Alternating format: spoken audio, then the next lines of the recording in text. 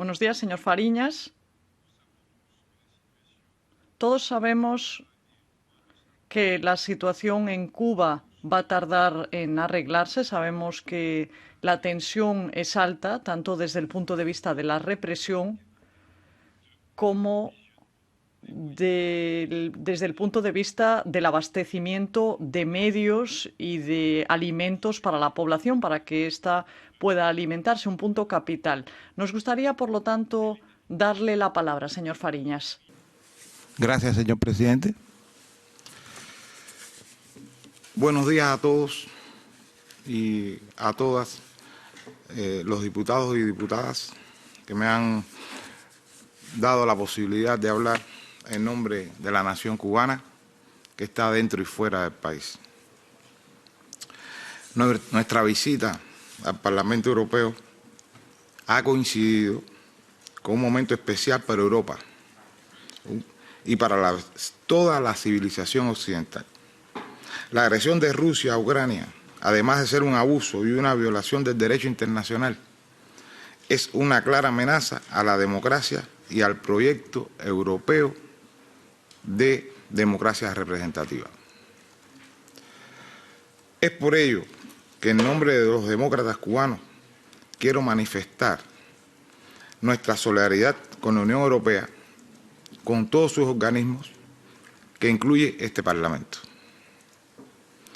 dejando claro que las vergonzosas y desleales posiciones asumidas por el régimen cubano no representan en lo absoluto el sentir de la mayoría de los cubanos y cubanas.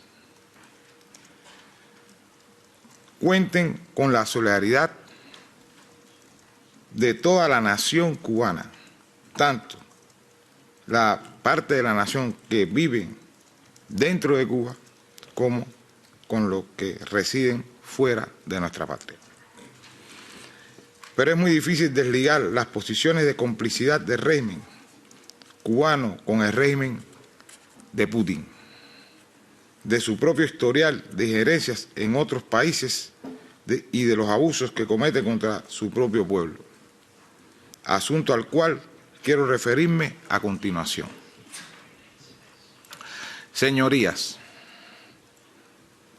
el año 2021 cerró con al menos 9.705 acciones represivas contra la población civil cubana, entre ellas 2.717 detenciones arbitrarias y 3.743 retenciones ilegales en las viviendas, también con más de 60 actos de repudio, fascistoides, acciones que consisten en que una turba de seguidores paramilitares del régimen se concentra frente a las casas de sus opositores para proferir todo tipo de insultos, amenazas e incluso ejercer la violencia contra ellos, sin importar la presencia de ancianos y niños en estas viviendas.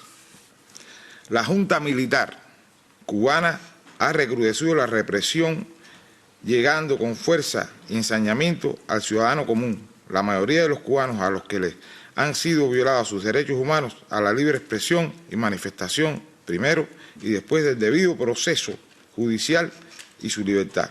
Es gente de a pie y mayoritariamente pobre. Actualmente en Cuba hay más de 1.000 prisioneros políticos y de conciencia, incluidos menores de edad, quienes están injustamente privados de su libertad por el hecho de discrepar abiertamente con la política del Partido Comunista de Cuba, o simplemente por gritar patria y vida, ese himno que es una canción, en nuestras calles. Ya un número importante de ellos han sido juzgados mediante procesos carentes de garantías, comenzando por el derecho a ser escuchados por jueces independientes e imparciales. Muchos de ellos han sido condenados a penas exorbitantes, superando algunas los 20 años de privación de libertad.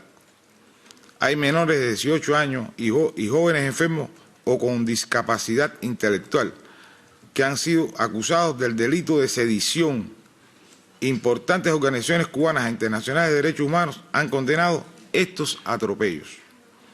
Ahora quiero recordar a mis hermanos de lucha injustamente presos, algunos de ellos que es una representatividad, como son José Daniel Ferrer García, Félix Navarro Rodríguez y su hija Sailín Navarro Álvarez, Cicia Bascal, Michael Osorbo, Luis Manuel Otero Alcántara. También quiero tener presente a Andy García Lorenzo, los hermanos Perdomo, Roberto Pérez Fonseca, Michael Puig, a los menores Jonathan Torres Farrat, Carlos Alberto Hernández, Roland Castillo, Kendry Miranda, Juan Antomachín, Yanaiki Linares, algunos ya condenados a penas que alcanzan hasta los 20 años de privación de libertad.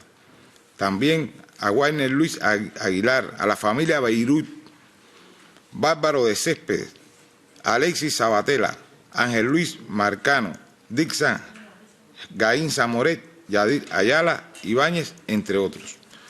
Todos ellos junto a otros cubanos que ya estaban antes en las cárceles del 9 de julio del 2021, como Yuri Valle Roca, Benigno Cruz Reina, Ernesto Borges Pérez, Humberto Villarreal Suárez, están presos por ejercer sus derechos y desde aquí quiero pedir su liberación inmediata y sin destierro.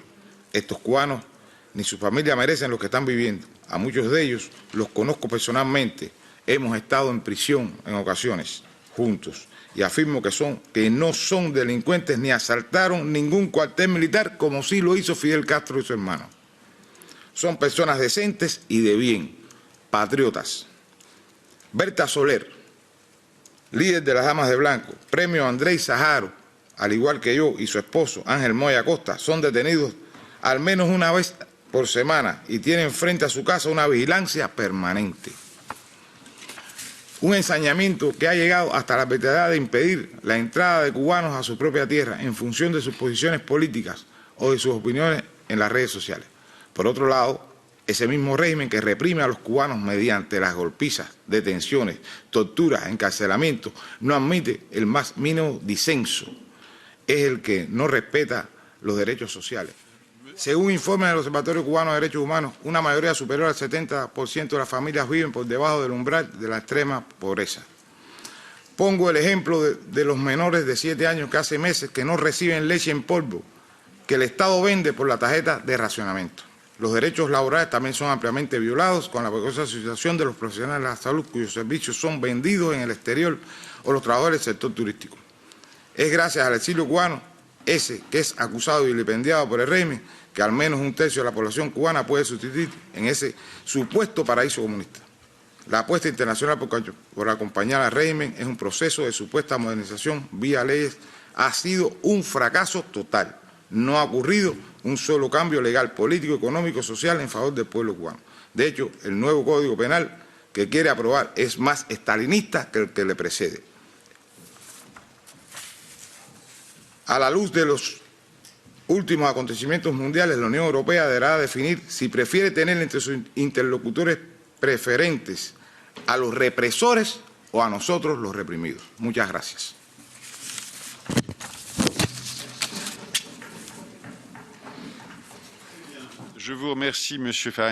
Muchísimas gracias, señor Fariñas.